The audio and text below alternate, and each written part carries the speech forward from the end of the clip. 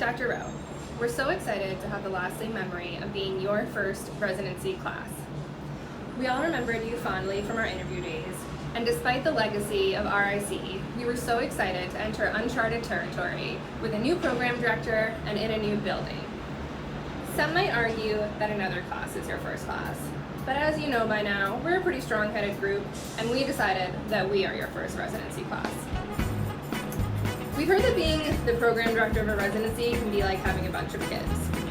And we were your first class, and like any oldest child does, we really pushed you to see our limits.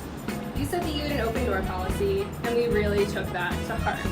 No matter what we brought you, even if it had literally nothing to do with you, you took it and worked to fix and improve it and always make our residency experience better.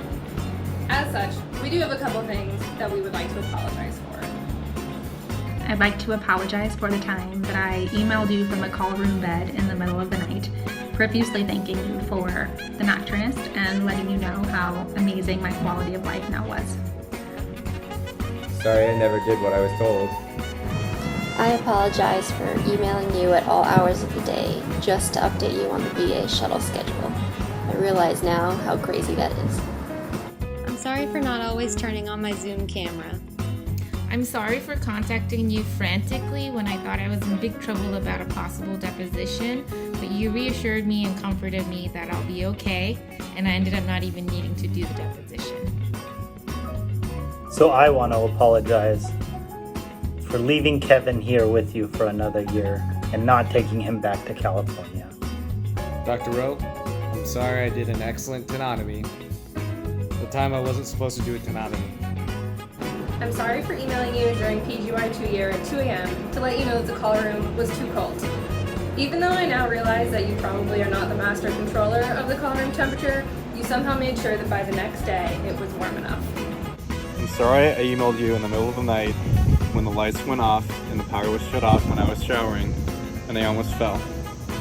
I now realize that you probably had no control over that whatsoever, but I thank you for letting me vent, and I will remember your concern for me every time I walk into the bathroom and the light remains on indefinitely. I am so sorry for doing a really deep dive into Resident Shared and finding all the old graduation videos.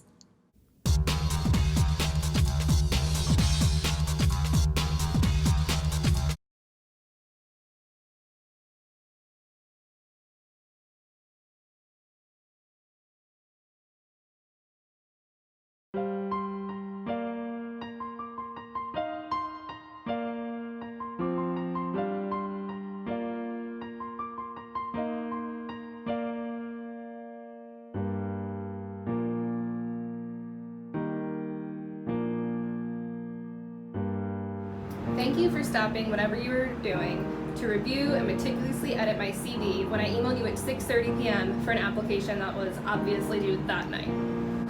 Thank you so much for checking in on us whenever you felt we might be having a hard time, and really for having that open door policy. We really appreciate you. Thanks for always being so patient in clinic. Give me a fantasy team name, find the needle, and also during all those chief meetings, being the third person in the room with a pulse. Thanks for thinking that Kevin and I think alike. Thank you for being a role model. Thank you for believing in me. And thank you for always pushing me to do more. Thank you for checking up on me and worrying for me and my family when I was contemplating proceeding with having a wedding in Korea when the pandemic hit. Though I'm still sad I missed the opportunity to meet up with you and eat good food in Korea. Thank you for introducing me to the best Korean dumplings at Jungbu Market when I first moved to Chicago. This has definitely become one of my comfort foods here. And thank you for convincing me that canned LaCroix still tastes better than carbonated water made from a sparkling water maker, so that I don't impulsively purchase one when I'm post-call. Thank you for always being available for us, whether it be day, night, weekend. If we wanted to talk, you were always there. We appreciate you. I want to say thank you for everything. There are truly no words to explain the impact you've had on all of us and the impact you had on our program. There's been so many changes from the better. Like you always say, it's the other things that make a huge difference. It's you answering emails at 2 a.m, you calling us individually for certain things, you always checking to make sure our well-being is okay, you always going the extra mile to connect us with alumni or other people. There's so many intangible qualities about you that nobody else can compete with, that no other residency program probably has the benefit of having. Thank you for urging me to consider going back to Australia to be with my family when my grandmother passed, and when I decided to go back, for taking care of all the clinical coverage in my absence. Thank you for always making sure I was in a good place emotionally and instilling a confidence in my clinical skills that I did not have myself. We quickly bonded together and with the institution.